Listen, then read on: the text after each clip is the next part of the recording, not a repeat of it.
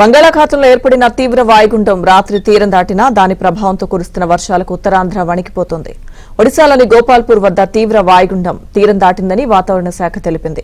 వాయువ్య దిశగా కదిలి బలహీనపడుతున్నట్లు పేర్కొంది. ఉత్తరాంధ్రలోని పలు ప్రాంతాల్లో రాత్రి భారీ వర్షం కురిసింది.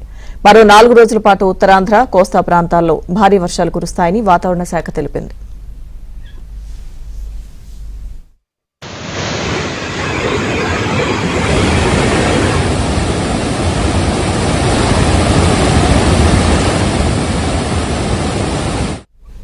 ఇక మరోవైపు ఒడిశాలో కురిసిన వర్షాలకు శ్రీకాకుళం జిల్లాలో వరద ఉధృతి పెరిగింది. ఎగువ నుంచి వస్తున్న వరద వంశధార, నాగావళి, బహుదా, మహేంద్ర తనయ నదుల్లో చేరుతోంది.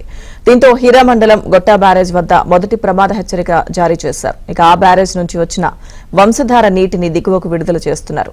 బూర్జి మండలం నారాయణపురం ఆనకట్ట వద్ద నాగావళి నదిలో వరద ప్రవాహం పెరుగుతోంది. దీంతో అధికారులు శ్రీకాకుళం జిల్లాలో రెడ్ అలర్ట్ ప్రకటించారు.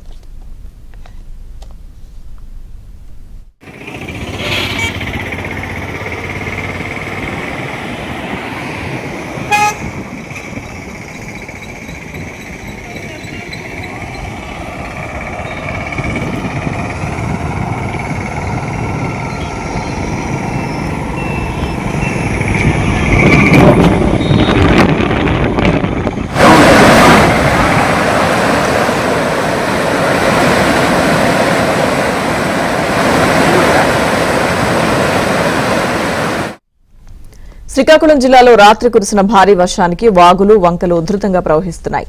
పలాసలో ఎమ్మెల్యే గౌతు శిరీష నివాసం చుట్టూ వరద నీరు చేరింది. ఎమ్మెల్యే శిరీష నివాసానికి పక్కనే ఉన్న వాగు పొంగడంతో ఆమె నివాసం జల దిగ్బంధంలో చిక్కుకుంది.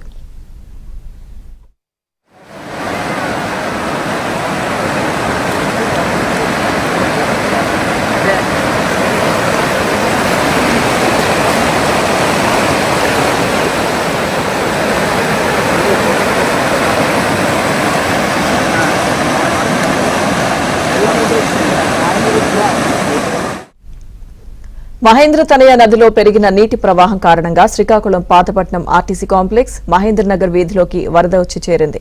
దీంతో నదీ పరివాహక ప్రాంతాల్లోని ప్రజలను జిల్లా కలెక్టర్ అప్రమత్తం చేశారు. వరద ఉధృతంగా ప్రవహిస్తున్న ప్రాంతాల్లో కలెక్టర్, ఎస్పీ పర్యటించారు. జిల్లా కలెక్టరేట్లో కంట్రోల్ రూమ్ ఏర్పాటు చేశారు.